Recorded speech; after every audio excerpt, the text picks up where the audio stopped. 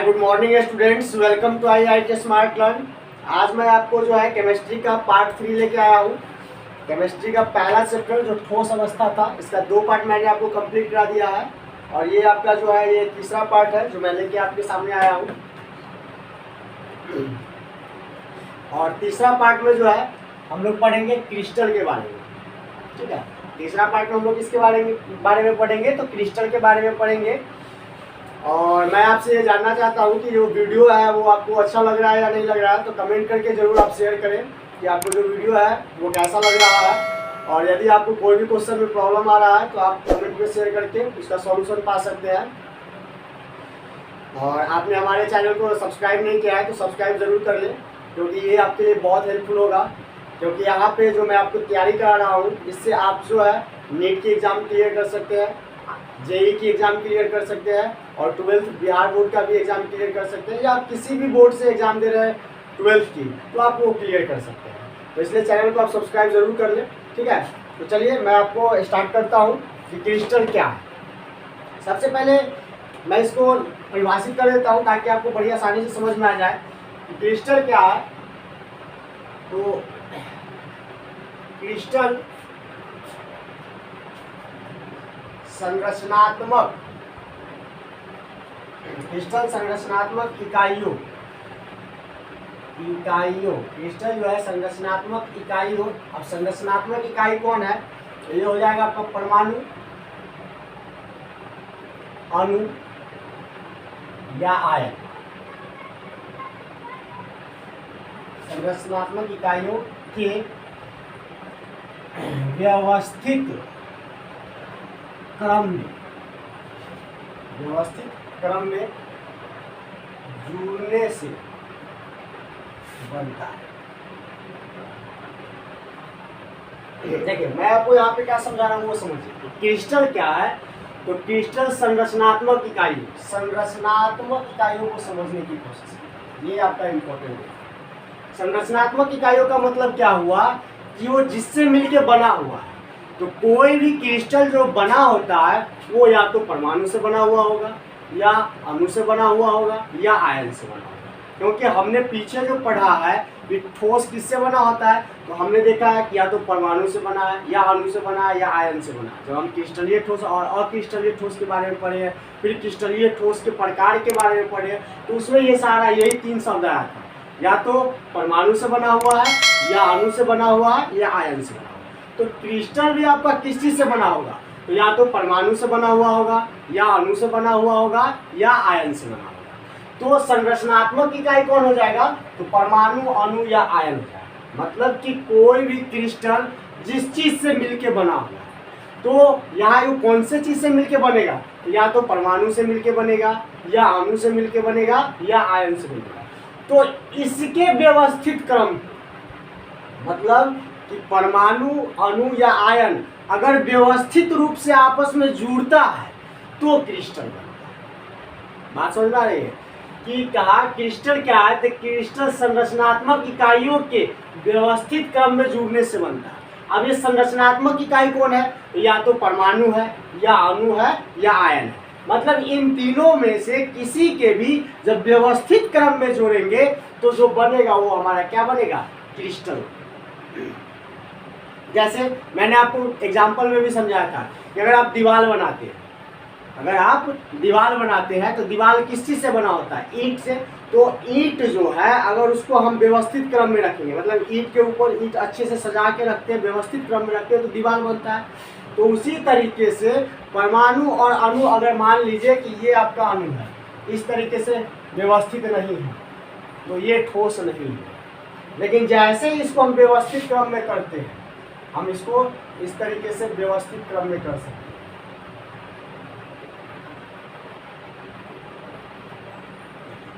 इस तरीके से जब हम इसको व्यवस्थित क्रम में जोड़ते हैं, इस तरीके से व्यवस्थित क्रम में जोड़ते हैं, तो ये जो व्यवस्थित क्रम में जुड़ने के बाद जो बनता है ये आपका क्रिस्टल है। बस सुना, मतलब जब हम किसी भी अणु या परमाणु या आयन, मतलब जिससे भी आपका जो है क्रिस्टल या ठोस बनता है, तो क्रिस्टल जो है वो क्या है? तो क्रिस्टल संरचनात्मक इकाइयों का संरचनात्मक इकाइयों के व्यवस्थित क्रम में जुड़ने से बनता है। अब संरचनात्मक इकाई क्या है, तो परमाणु या अणु आयन। तो ये अगर इसको परमाणु मान लिए तो इसको व्यवस्थित क्रम में जोड़ने से ये जो प्राप्त हुआ ये क्या है, ये आपका है क्रिस्टल। बात समझ में आई? चलिए नेक्स्ट इसी में समझा रहे हैं आपको कि क्रिस्टल जालक क्या है। क्रिस्टल जालक, क्रिस्टल जालक क्या है? अब देखिए, आपको क्रिस्टल जालक समझने से पहले कुछ समझना होगा कि क्रिस्टल जालक क्या है। तो इससे पहले जो है 1D, 2D और 3D समझना होगा। 1D को एक विमीय बोलते हैं, 2D को द्विविमीय बोलते हैं और 3D को त्रिविमीय बोलते हैं। अब D मतलब क्या होता है, तो डायमेंशन। इसलिए देखिए, जैसे आपने मैथ में पढ़ा होगा, ये एक्स एक्सिस ये आपका 1 डायमेंशन हो गया, तो ये हो गया आपका 1D।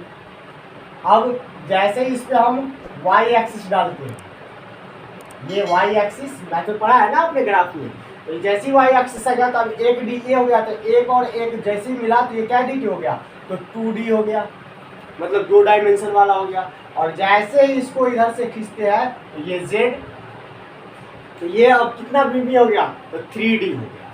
तो ये 3D हुआ, मतलब कि ये x एक्सिस तो 1D मतलब एक विमीय।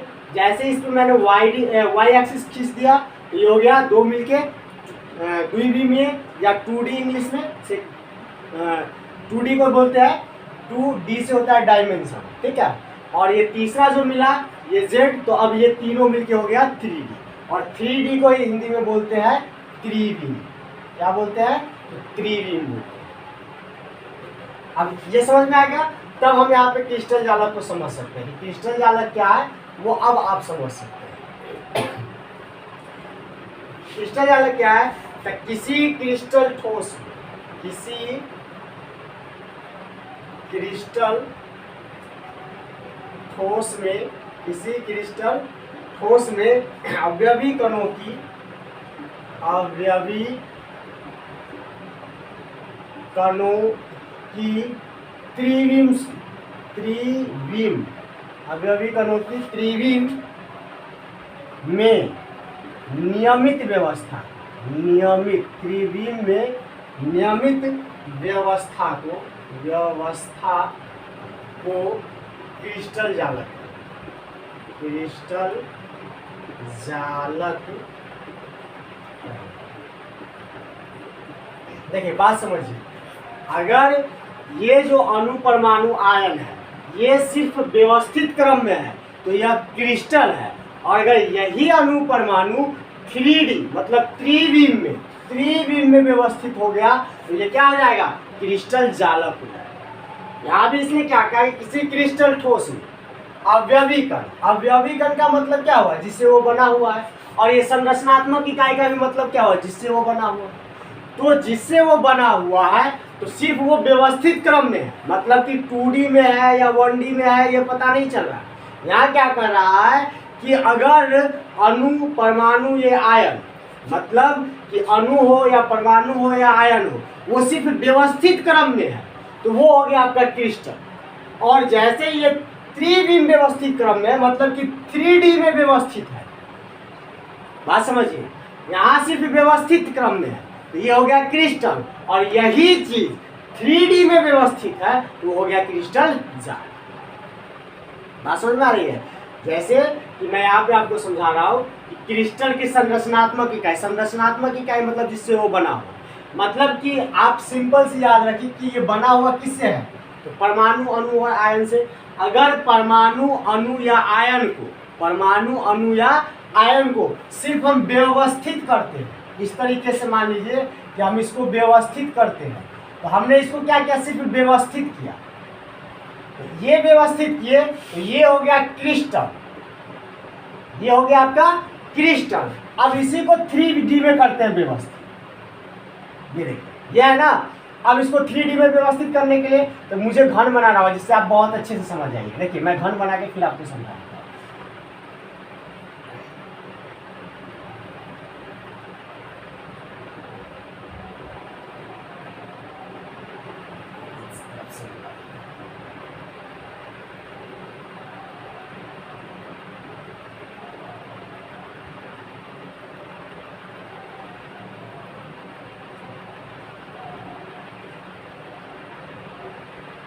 देखिए ये 3D में है। कहिए सर ये 3D में कैसे पता चला? देखिए ये इसको बढ़ाए, ये हमारा एक्स एक्सिस, इसको बढ़ाए, ये हमारा वाई एक्सिस, ऐसा। ये फिगर थोड़ा सा उल्टा हो गया, इस फिगर को सही करते हैं। घन जो है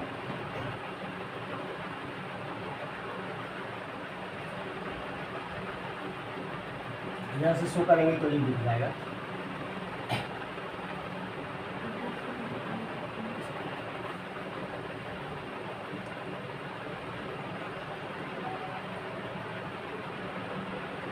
ये देखिए इसको मैंने बढ़ाया एक्स एक्सिस, इसको बढ़ाया वाई एक्सिस, इसको बढ़ाया जेड एक्सिस। देखिए 3D में ये 3D हो गया, मैंने अभी 3D आपको समझाया था। अब देखिए इसमें इसी अणु परमाणु को व्यवस्थित करते हैं तो एक क्रिस्टल जालक है। कैसे? देखिए ये क्रिस्टल हुआ कैसे? तो सिर्फ अणु को व्यवस्थित किया, ये 1D है 2D है पता नहीं है, ये सिर्फ व्यवस्थित किया हुआ तो एक क्रिस्टल है। अब देखिए यहाँ 3D पे व्यवस्थित कर रहा है।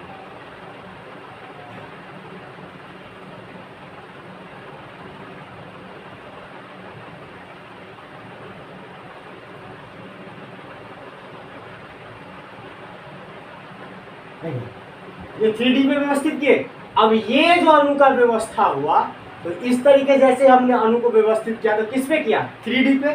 तो ये हो गया क्या? ये हो गया क्रिस्टल जालक। बात समझा रहे? क्रिस्टल और क्रिस्टल जालक में अंतर समझ लें कि आपका नॉर्मल क्या है, क्रिस्टल किसको कहते हैं, क्रिस्टल जालक किसको कहते हैं? तो परमाणु, अणु या आयन, या आप कह सकते हैं अवयवी कण। तो अवयवी कण के व्यवस्थित क्रम को क्रिस्टल कहते हैं और अवयवी कण के 3D में व्यवस्थित क्रम को क्रिस्टल जालक। बात समझ में आ रही है कि आपको क्रिस्टल और क्रिस्टल जालक में अंतर क्या है? तो क्रिस्टल भी अणु से बना हुआ है या परमाणु से बना हुआ है या आयन से बना हुआ, तो इन तीनों को घटक कण बोलते हैं। तो ठोस के घटक कण जब व्यवस्थित क्रम में हो तो उसको हम कहेंगे क्रिस्टल, और क्रिस्टल जालक किसको कहेंगे? तो ठोस के घटक कण 3D में व्यवस्थित क्रम में, मतलब त्रिविम में व्यवस्थित क्रम में हो तो उसको कह देंगे क्या? तो क्रिस्टल जालक। बात समझ में आ गई? इसको मिटाते हैं।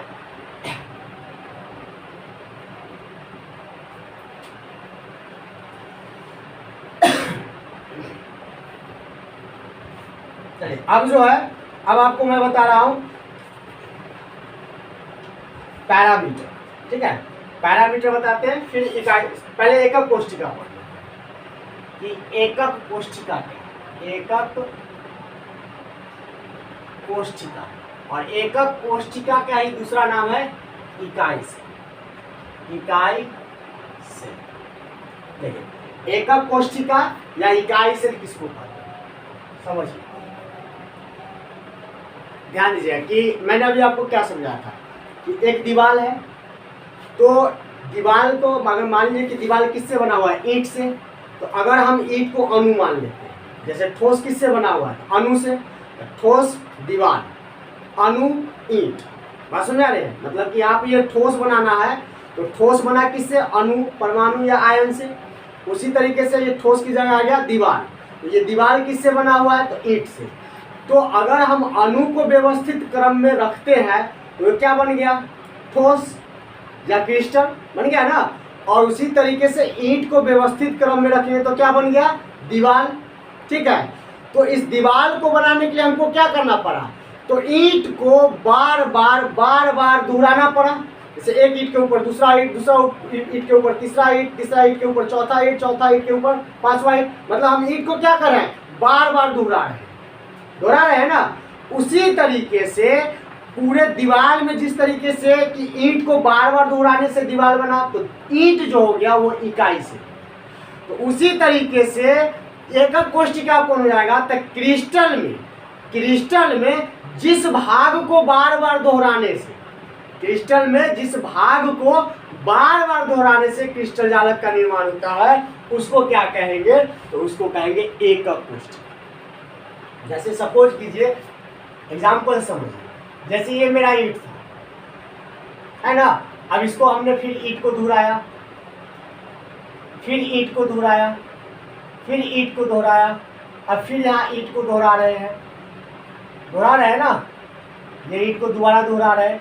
तो ये जो ईंट बार बार दोहराया जा रहा है इसके कारण ये दीवार बना है ना, तो ये ईंट क्या हो जाएगा, तो ये ईंट जो हो जाएगा इकाई से। अब उसी तरीके से समझिए कि ठोस क्रिस्टल में क्या होगा। अगर आप क्रिस्टल को देखिए, अगर आप क्रिस्टल को देखिए तो ये आपका क्रिस्टल है जो घन के आकार का है। ये क्रिस्टल का निर्माण कैसे, ये तो इसका शेप बना रहे हैं, ये निर्माण कैसे हुआ, देखिए एक अणु ये है और इसी तरीके के एक अणु को यहाँ पे दोहरा है, फिर इसी तरीके के एक अणु को यहाँ दोहरा है, फिर इसी तरीके के एक अणु को यहाँ दोहरा है, फिर इसी तरीके के अणु को यहाँ दोहरा है, इसी तरीके के अणु को दोहरा है, इसी तरीके के अणु को दोहरा। मतलब जब अणु को बार बार दोहरा रहे हैं, बार बार उसको रिपीट कर रहे हैं, तब ये बन रहा है। तो ये बार बार जिस चीज को रिपीट कर रहा है ना वो इकाई से। बात समझ में आ रहा है कि जैसे ईंट को बार बार दोहराने से हमारा क्या बना, दीवार बना। तो क्रिस्टल बनाने के लिए हमको क्या चीज को दोहराना जा रहा है, तो हम अणु को बार बार दोहरा रहे हैं ना। अगर क्रिस्टल हमारा अणु से बना है तो अणु को बार बार दोहरा रहे हैं, परमाणु से बना है तो परमाणु को बार बार दोहरा रहे हैं, आयन से बना है तो आयन को बार बार दोहरा रहे हैं ना। तो अणु के जो बार बार जिस भाग को दोहरा रहे हैं, अणु के जिस भाग को बार बार दोहरा रहे हैं वो क्या कहा जाएगा, क्रिस्टल। अगर इसका हम परिभाषा लिखते हैं तो क्रिस्टल जालक के अंदर, क्रिस्टल जालक के अंदर बार बार दोहराए जाने वाले भाग को क्या कहेंगे, तो एकक कोष्ठिका, एकक कोष्ठिका या इकाई से। देखिए आप दीवार से बहुत अच्छा समझ सकते हैं, दीवार से बहुत अच्छा समझ सकते हैं कि जैसे आपको दीवार बनाना है तो आप किस चीज को बार बार दोहरा रहे हैं तो दीवार बन रहा है। तो ईंट को बार बार दोहराने से दीवार बन रहा है ना, उसी तरीके से क्रिस्टल जालक किस चीज को दोहराने से बार बार बनेगा, तो जब हम अणु या परमाणु या आयन को बार बार दोहराएंगे तो बनेगा। तो अब यहाँ कहा कि ये ईंट जो है इसका एक भाग का लंबाई या चौड़ाई हुआ तो उस भाग को दोहराने से वो बना ना। तो उसी तरीके से अणु के जिस भाग को दोहराने से क्रिस्टल जालक बना, मतलब क्रिस्टल के अंदर जिस भाग को हम बार बार दोहरा रहे हैं उससे जो बनता है उस भाग को हम क्या कहते हैं, उस भाग को कहते हैं एकक कोष्ठिका। बात समझ में आ गई। क्रिस्टल जालक के अंदर बार बार दोहराए जाने वाले भाग को क्या कहते हैं, एकक कोष्ठिका। तो जब बार बार एक भाग को दोहराएंगे तो वो किस चीज को बनाएगा, क्रिस्टल जालक को। तो बात वही हुआ ना कि क्रिस्टल जालक के अंदर बार बार दोहराए जाने वाले भाग को हम क्या कहेंगे, एकक कोष्ठिका। या आप कह सकते हैं कि जिस भाग को बार बार दोहराने से क्रिस्टल जालक का निर्माण होता है उस भाग को क्या कहते हैं, एकक कोष्ठिका कहते हैं। बात समझ में आ गई, ये समझ में आ गई। चलिए इसके बाद बताते हैं।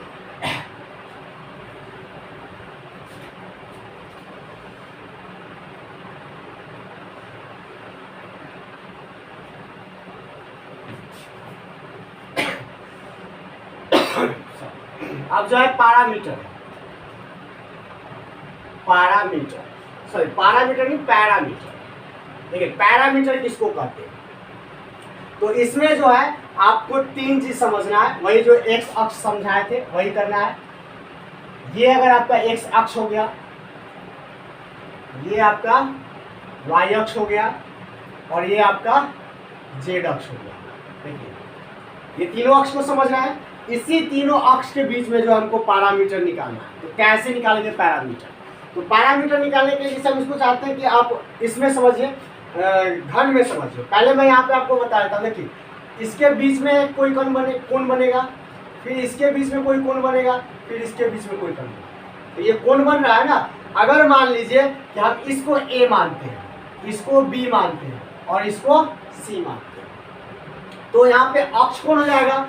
तो एक्स अक्ष का क्या हो जाएगा, तो एक्स अक्ष तो एक्स अक्ष में क्या हो जाएगा, तो ए, देखिए ए माने ना, तो ए, देखिए वाई अक्ष में क्या हो जाएगा, वाई अक्ष में जो हो जाएगा, वाई अक्ष का क्या हो जाएगा बी, और जेड अक्ष का क्या हो जाएगा, जेड अक्ष का हो जाएगा सी। ये बात में समझ में आया। और इसको क्या कहेंगे, तो इसको कहेंगे अक्षीय लंबाई, अक्षीय लंबाई। क्यों, क्योंकि मैंने इसकी लंबाई को मैंने क्या मान लिया ए, इसके लंबाई को क्या मान लिया मैंने बी, इसके लंबाई को क्या मान लिया मैंने सी। तो एक्स अक्ष का लंबाई ए, वाई अक्ष का लंबाई बी और जेड अक्ष का लंबाई सी। ये समझ में आया कैसे निकला, ठीक है। अब इसके बीच में अगर कोण बनता है, अगर मान लीजिए हम इसके बीच के कोण को गामा मान लेते हैं, इसके बीच के कोण को बीटा मान लेते हैं, और इसके बीच के कोण को अल्फा मान लेते हैं, है ना। तो अब कौन बनेगा वो आप बताइए। तो यहाँ पे जो है कि अल्फा का कोण, तो अल्फा का कोण कौन सा हो जाएगा, तो अल्फा का कोण जो हो जाएगा, देखिए ये आपका अल्फा हो गया, है ना। तो इसके बीच में किसके बीच में कोण बना है, तो इसके बीच कोण बना है ना, ये देखिए, है ना। अल्फा यहाँ है तो इसके बीच कोण बना है ना। अब देखिए इसके बीच कोण बना है, तो इसमें किसके बीच, तो बी और सी के बीच, तो यहाँ कोण हो जाएगा बी एंड सी हो जाएगा। अब उसी तरीके से अगर आप अल्फा को निकाल लिया, अगर आप बीटा कोण को निकालते हैं, तो बीटा कोण किसके बीच बना, तो बीटा ये बना है इसके और इसके बीच, ये बना ना, ये देखिए बीटा कोण ये बना, तो ये किसके बीच बना है, तो यहाँ देखिए सी और ए, ये हो जाएगा ए एंड सी, लिखते हैं ए एंड सी। अब देखिए गामा, तो गामा कोण किसके बीच बना है, तो गामा ये है ना, तो ये बना ना, ये किसके बीच बना, देखिए ए और बी, ये हो जाएगा क्या ए एंड बात समझ में आई। इसी को पैरामीटर कहते हैं, इसी को क्या कहते हैं, पैरामीटर कहते हैं। ये अक्षीय लंबाई निकालने का तरीका और इसके बीच के कोण निकालने का तरीका, ये घन में बनाया हुआ रहता है। घन में किस प्रकार से बनाया होता है वो मैं आपको दिखा देता हूं।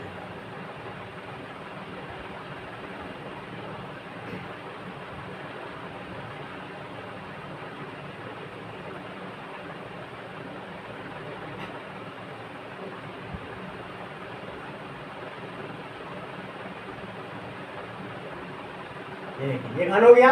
देखिए जैसे इसको बढ़ाए एक्स अक्ष, इसको बढ़ाया वाई अक्ष और इसको बढ़ाया जेड अक्ष। देखिए ये आपका आ गया। देखिए इसको मैंने ए मान लिया, इसको बी मान लिया, इसको सी मान लिया। देखिए इसके बीच कोण गामा, इसके बीच कोण अल्फा, इसके बीच कोण बीटा। सेम ये फिगर है, तो ये इसी तरीके से निकालते हैं। बात समझ आई। तो इसी को जो निकाला मैंने कि अक्षीय लंबाई क्या होगा किसके लिए, ये अक्षीय लंबाई जो है ये है। आप मान कुछ भी सकते हैं, ए के जगह जो मानिएगा वो आपको निकलेगा, यहाँ पे कुछ भी हो सकता है, ठीक है। लेकिन मैंने ABCD मान के आपको बताया, तो ये आपका निकला, ये है पैरामीटर। समझ में आ गई। चलिए स्क्रीनशॉट लीजिए।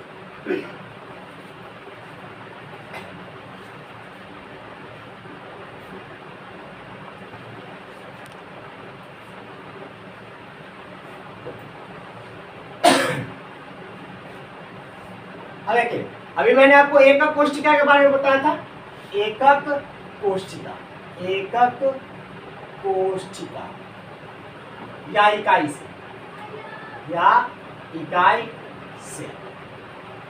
अभी मैंने बताया था कि एकक कोष्ठिका इकाई सेल क्या है।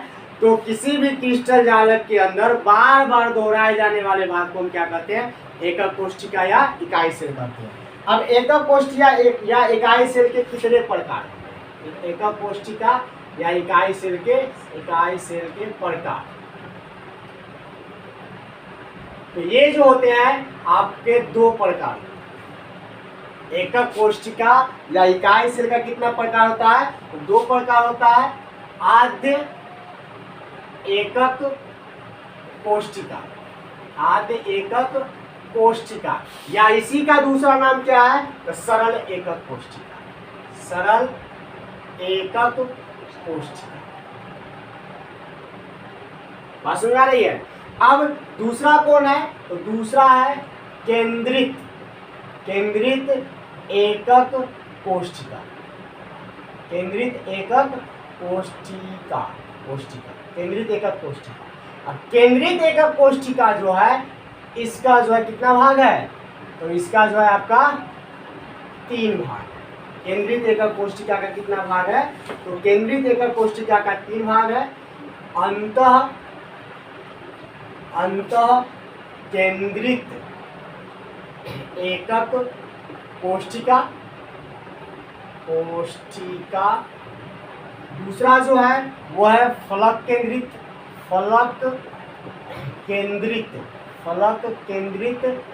एकक कोशिका, और तीसरा जो है वो है अंत्य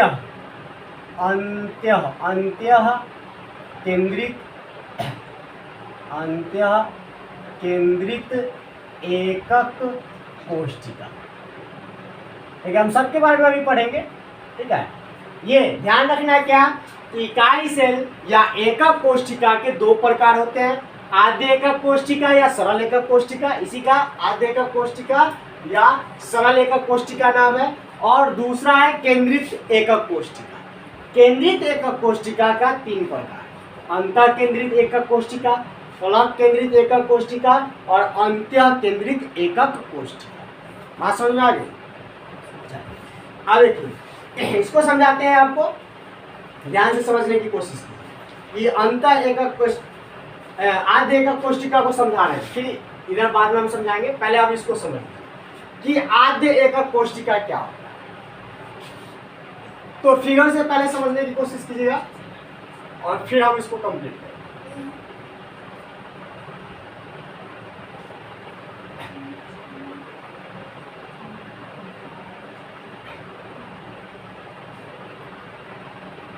देखिए ये आपका जो है मैं घन बना रहा हूं, ठीक है, क्योंकि ये क्रिस्टल की बात चल रही है ना। तो आद्य एकक कोशिका क्या होगा, तो आद्य एकक कोशिका के सभी कोनों पर, ये जितना भी कोना है ना, सभी कोनों पर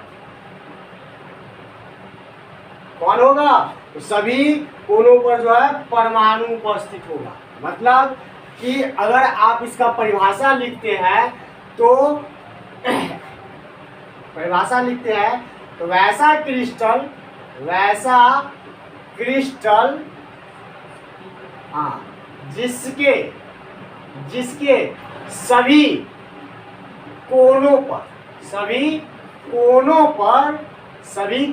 कौन मौजूद हो, तो परमाणु मौजूद, परमाणु उपस्थित हो, परमाणु क्या हो, उपस्थित हो, उसे क्या कहेंगे, तो उसे कहेंगे आद्य एकक कोशिका, आद्य एकक कोशिका। ठीक है, और आद्य एकक कोशिका का ही दूसरा नाम क्या है, तो सरल एकक कोशिका, सरल एकक कोशिका। और इसको क्या कहते हैं, तो सरल एकक कोशिका को ही इंग्लिश में कहते हैं SCC, simple cubic cell, simple cubic cell SCC।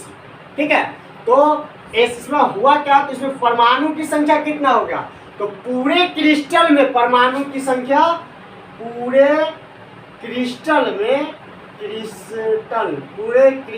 में परमाणु की संख्या बराबर क्या हो जाएगा, 8, क्योंकि इसके पूरे कोनों पर जो है परमाणु उपस्थित। देखिए 1 2 3 4 5 6 7 8। ठीक है, तो ये हो गया आपका क्या, तो आद्य एकक कोशिका। मतलब आपको परिभाषा देना क्या है कि आद्य एकक कोशिका ये क्रिस्टल हुआ आपका, और इस क्रिस्टल में परमाणु क्या गो है, 8 गो, और कहाँ उपस्थित है, सब कोना पे। कोना किसको कहते हैं ये समझ लीजिए। देखिए ये एक चेन मिला और एक चेन मिला, तो ये कोना बना ना, ये कोन, इसी को कोना कहते हैं। अब देखिए ये चेन कोना बना, ये चेन देखिए कोना बना, लेकिन यहाँ कोना नहीं बना है, देखिए है ना।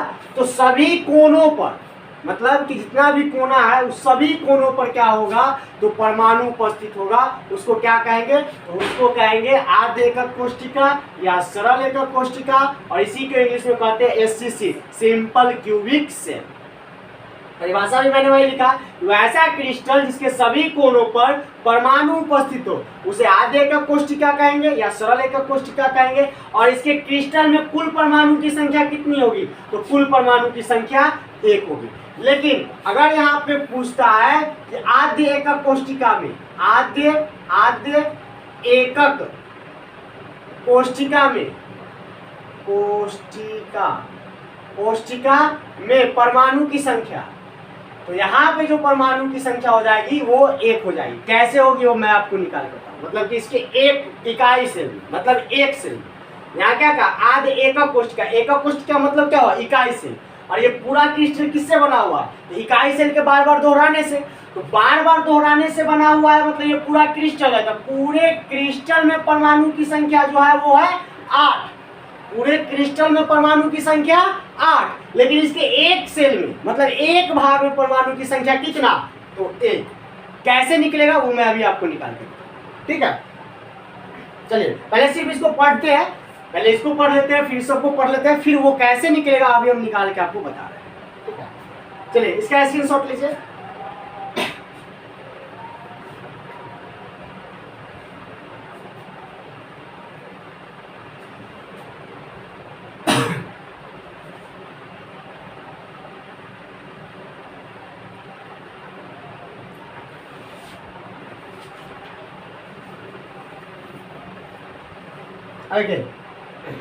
केंद्रित एकक कोष्ठिका में पहला क्या पढ़े थे, तो पहला था आपका केंद्रित एकक कोष्ठिका का अंतः केंद्रित एकक कोष्ठिका। अब इसको भी उसी तरीके से परिभाषित करेंगे, एकक कोष्ठिका। देखिए तो अंतः केंद्रित एकक कोष्ठिका में क्या होता है वो समझिए कि यहाँ जो आपको परमाणु होता है वो किस तरीके से था, वो पहले फिगर को समझिए, फिर आपको बड़े अच्छे से समझिए।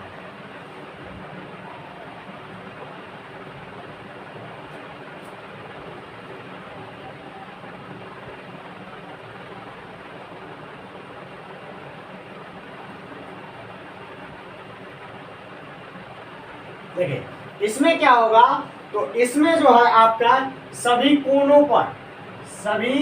कोनों पर परमाणु उपस्थित होगा ही, सभी कोनों पर उपस्थित होगा। इसके अलावा क्या होगा, तो इसके केंद्र में एक परमाणु, इसके केंद्र में एक परमाणु। बात समझ आ रहा।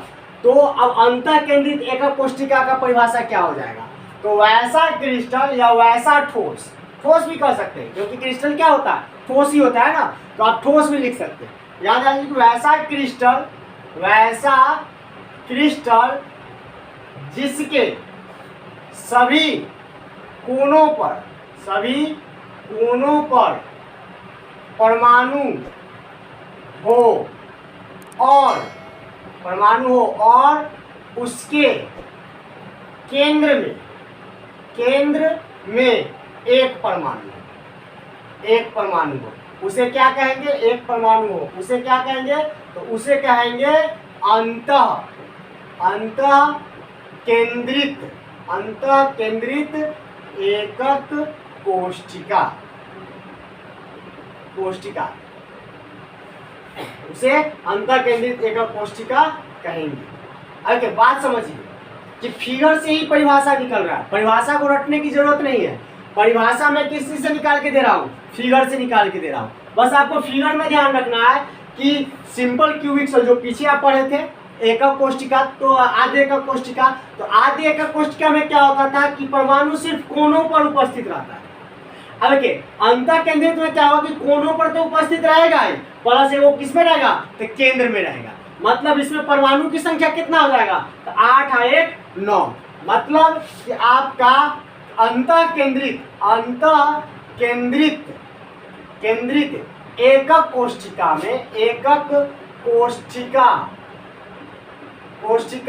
में मतलब इस पूरे क्रिस्टल में परमाणु की संख्या कितना हो जाएगा। तो यहाँ ध्यान दीजिएगा कि मैं पूरे क्रिस्टल क्या होता है, आप यहाँ कह सकते हैं कि इसको मिटा दे थोड़ा सा, पूरे क्रिस्टल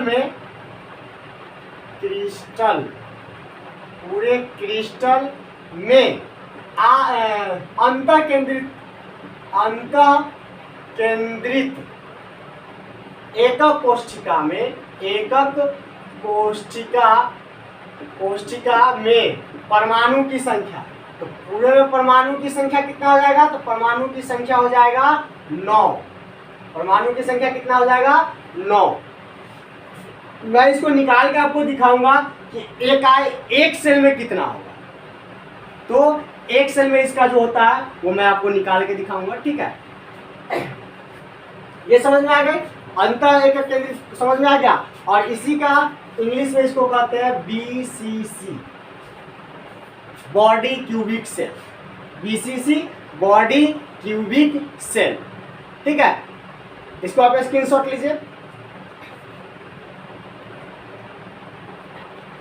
चलिए अगला देखते हैं।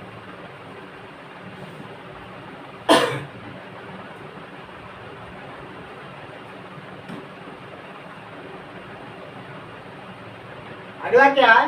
तो अगला है आपका दूसरा नंबर जो है फलक केंद्रित एकक कोष्ठिका। देखिए इसमें क्या होगा ये समझ लीजिए।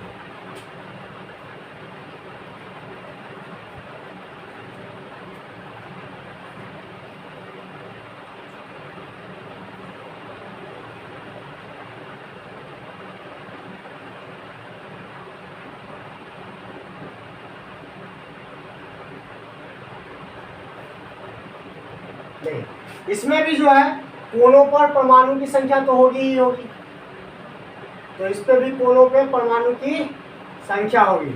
और कोनों के अलावा इसमें क्या होगा? तो सभी फलकों पर जो है परमाणु संख्या होगी। अब सभी फलक कौन कौन हो गया? तो एक फलक ये हो गया, 2, ठीक है, 3, 4, ठीक है, और ये हो गया इसका 5, और ये यहाँ पे केंद्र पे है, और इसका एक फलक हो जाएगा 6, ठीक है। मतलब इसके सभी फलकों पर जो परमाणु हो जाएगा वो कितना हो जाएगा? तो 6 हो जाएगा।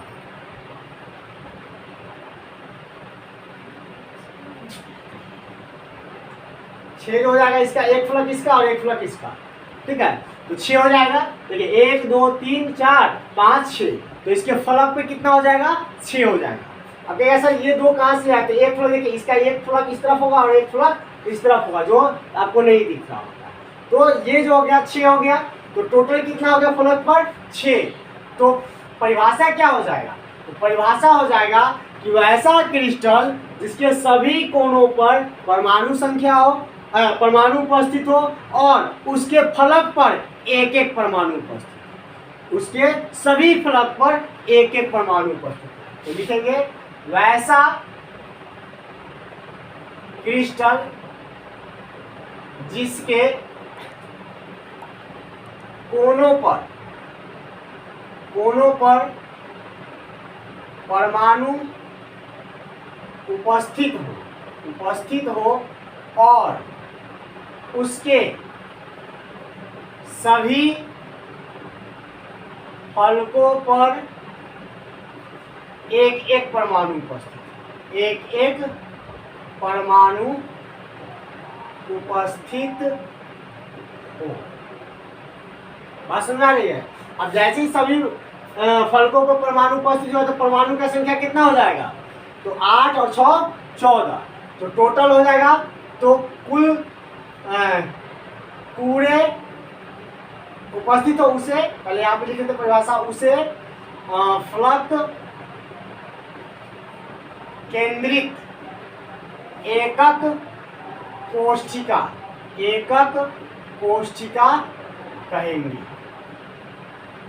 उपस्थित हो उसे क्या कहेंगे? तो फलक केंद्रित एकक कोष्ठिका कहेंगे। और इसके पूरे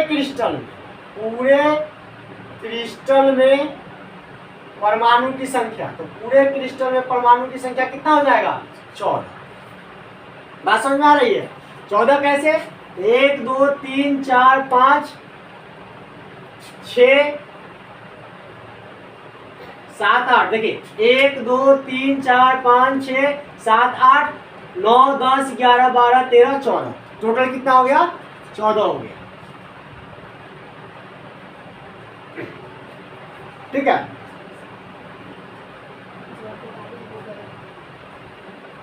अच्छा यहाँ पे नहीं होगा, यहाँ पे नहीं होगा, यहाँ पे नहीं होगा, ये इसका कोना नहीं है। देखिए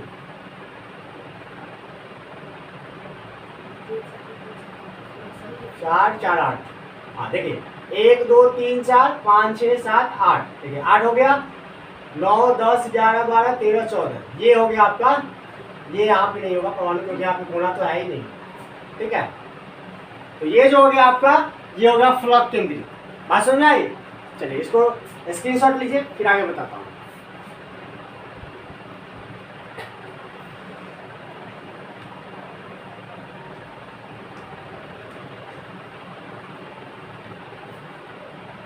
देखिए नेक्स्ट जो है आपका है अंत्य अंत्य अंत्य केंद्रित केंद्रित एकक कोशिका,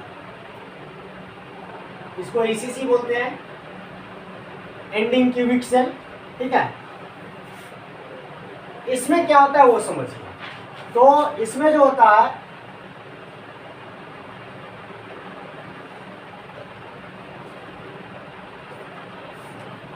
इसमें भी आपका जो है 8 कोना पर जो है वो परमाणु उपस्थित होता है।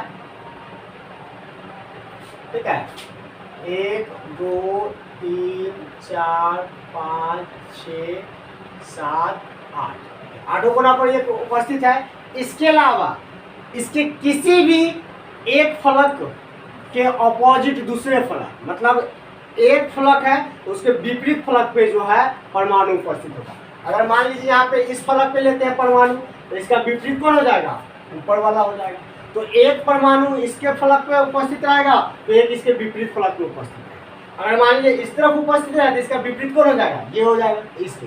मतलब कि यहाँ पे जो परमाणु है कि 8 कोनों पर उपस्थित होगा और किसी भी 2 फलक पे उपस्थित परमाणु होगा, लेकिन वो दोनों विपरीत दिशा में, एक दूसरे के उल्टा दिशा में।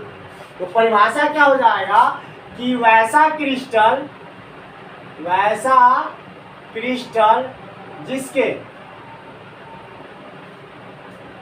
जिसके सभी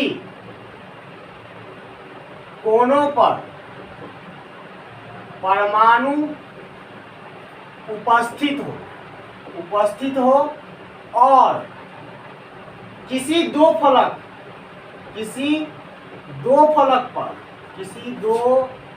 फलक पर भी परमाणु उपस्थित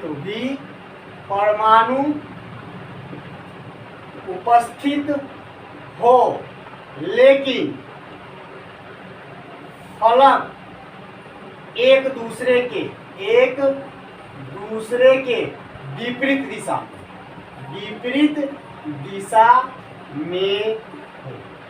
बात समझिए, क्या इसके 8 कोना पर तो परमाणु मौजूद होगा, लेकिन इसमें किसी भी 2 फलक पर परमाणु मौजूद है, लेकिन वो दोनों फलक एक दूसरे के विपरीत दिशा में होगा।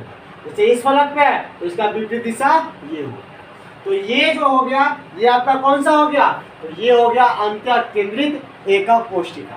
ध्यान रखिए, मैंने आपको जो पढ़ाया वो आपको रटने की जरूरत नहीं है, फिर सिर्फ फिगर को समझना है, सिर्फ फिगर को समझना है और याद रखना है। सिंपल क्यूबिक सेल में मतलब कि आद्य एकक कोशिका या सरल एकक कोशिका में क्या था? तो सिर्फ कोनों पर परमाणु उपस्थित था, सिर्फ कोनों पर परमाणु उपस्थित था, मतलब टोटल परमाणु हो गया 8।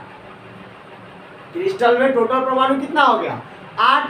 अब दूसरा क्या था? तो केंद्रित एकक कोशिका में, तो केंद्रित एकक कोशिका का 3 भाग है ना। पहला था अंतः एकक कोशिका, तो पहला अंतः एकक कोशिका में क्या था? तो अंतः एकक कोशिका में था कि परमाणु सभी कोना पर तो उपस्थित होगा ही, प्लस केंद्र में एक उपस्थित होगा, मतलब टोटल हो गया 9। आपको परिभाषा रट्टा मारने की जरूरत नहीं, फिगर को ध्यान रखना। दूसरा मैंने क्या बताया? तो दूसरा बताया फलक एकक केंद्रित कोशिका। तो फलक एकक केंद्रित कोशिका में क्या था कि परमाणु के क्रिस्टल के सभी कोनों पर तो परमाणु था ही, प्लस में क्या था, तो फलक पे मतलब सभी फलक पे एक एक परमाणु उपस्थित था। तो टोटल 6 फलक होता है, तो 6 परमाणु, तो 814 परमाणु हो गया। तीसरा जो बताया मैंने, अंत एकक कोष्टिका। अंत एकक कोष्टिका में क्या हो जाएगा, तो अंत एकक कोष्टिका में सभी कोनों पर परमाणु उपस्थित होगा, लेकिन किसी भी 2 फलक पर ही परमाणु उपस्थित होगा, और दोनों फलक की दिशा एक दूसरे से विपरीत होगी, मतलब दोनों एक दूसरे के विपरीत होगी। बात समझ में आ गई। तो ये था आपका जो है केंद्रित एकक कोष्टिका में जो है कि परमाणुओं की संख्या। अब मैं आपको एक चार्ट बना देता हूं, पहले इसका आप स्क्रीनशॉट लीजिए, फिर मैं चार्ट बना देता हूं।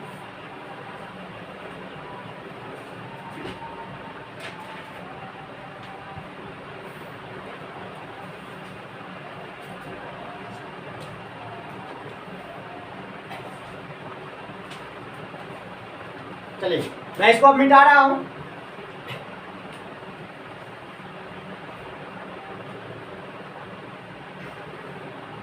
यहाँ पे मैंने आपको जो बताया था वो ये बताया था कि टोटल परमाणु जो है क्रिस्टल में कितना उपस्थित है, मतलब कि आपका एकक कोष्टिका में कितना उपस्थित है ना। तो एकक कोष्टिका में आप पढ़े कि 3 प्रकार का, एकक कोष्टिका में जो है वो 2 प्रकार का एकक कोष्टिका होता है, आध एकक कोष्टिका और केंद्रित एकक कोष्टिका। तो आध एकक कोष्टिका में कुल परमाणु की संख्या पढ़ा आपने। उसके बाद आपने पढ़ा कि एकक कोष्टिका का जो केंद्रित एकक कोष्टिका का जो भाग था आपका अंत एकक कोष्टिका, फलक केंद्रित एकक कोष्टिका और अंत्य केंद्रित एकक कोष्टिका, तो इन सब में पूरे क्रिस्टल में परमाणु की संख्या आपने पढ़ा। लेकिन एक भाग में इकाई सेल में, जैसे कि अगर आद्य एकक कोष्टिका बना हुआ है तो वो भी तो बार बार इकाई सेल को दोहराने से बना है ना, तो उसके एक सेल में कितना परमाणु उपस्थित है वो निकालना मैं बता रहा हूँ। मतलब कि आपका जो है एससीसी को कहते हैं सरल एकक कोष्टिका। सरल एकक कोष्टिका के एक भाग में कितना परमाणु उपस्थित हुआ वो निकालने का मैं तरीका बताता हूँ। तो इसका फॉर्मूला जो हो जाएगा, क्या हो जाएगा वो समझ लीजिए। तो फिगर से ही मैं समझाता हूँ कि क्या होना चाहिए।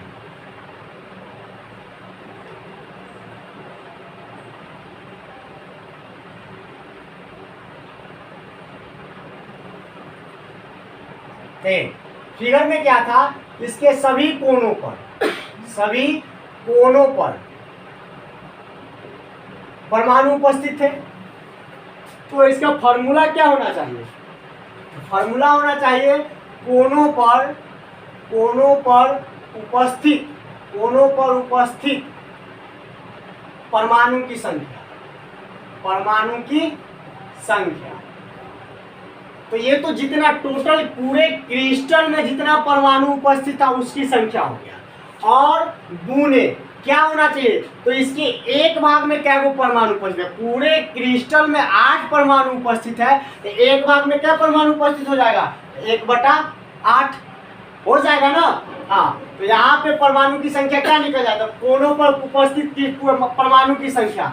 तो कोना पर क्या परमाणु उपस्थित है, तो 8, अब गुणे 1/8, 8 से 8 कट गया, 1 मिनट में।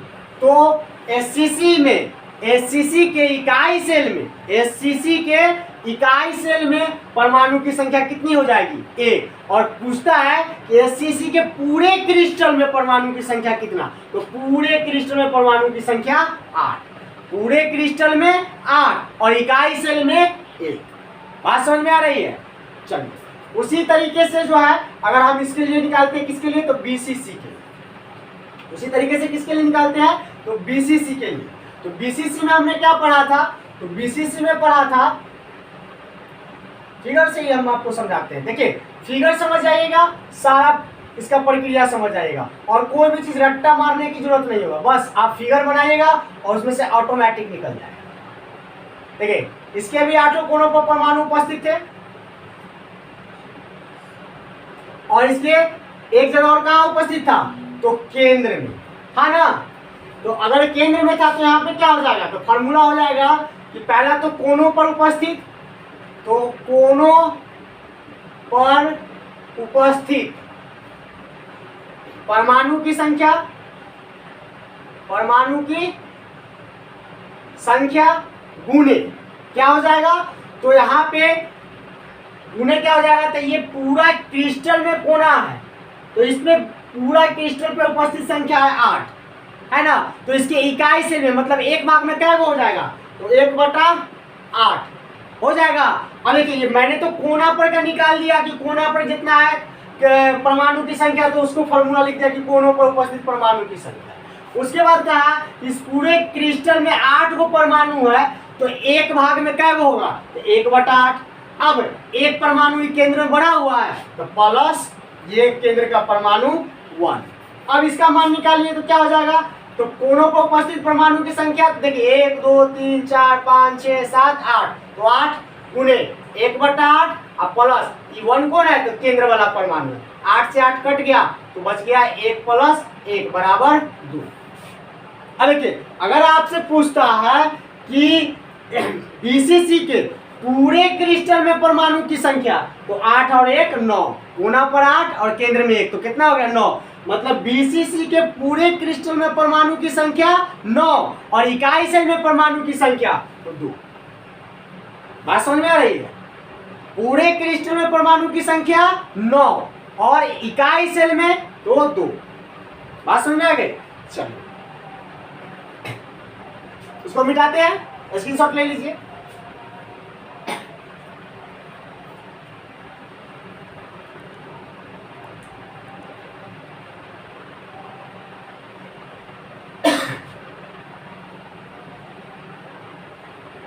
अब देख लीजिए अगला क्या था, तो अगला था आपका एफसीसी, है ना।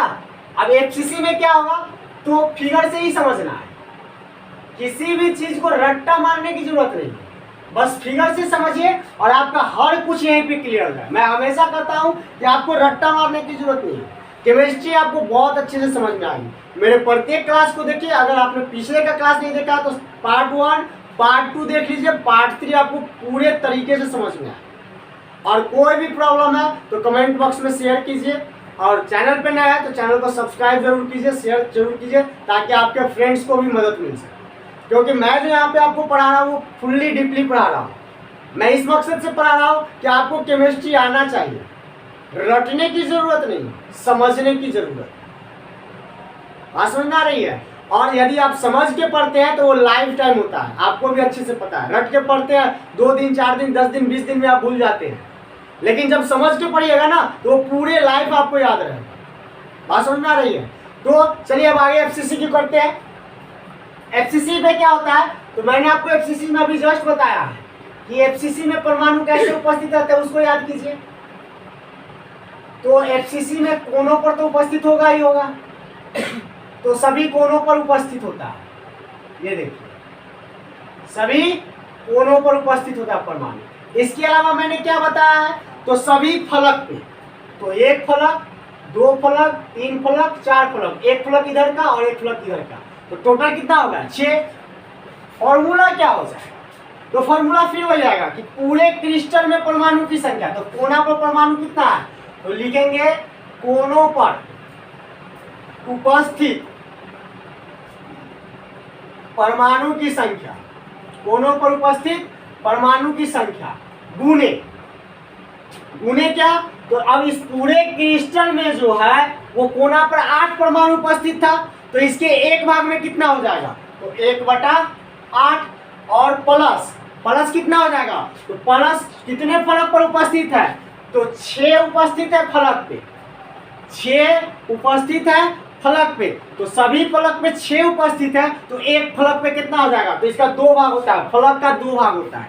अब क्या सर ये फलक का 2 भाग कैसे होता है, तो आप देखिए इसे ये दीवार बना हुआ, तो दीवार का आप एक भाग इधर से देख पाते हैं, दूसरा भाग किस तरफ होता है, उस तरफ होता है, जिसको हम नहीं देखते हैं। तो अब बताइए एक फलक में क्या भाग, 2 भाग ना, एक इस तरफ का और एक इस तरफ का, तो यहाँ पे एक फलक में कितना हो जाएगा 1/2। 6 फलक पे परमाणु उपस्थित था, तो परमाणु की संख्या 6 हो गया।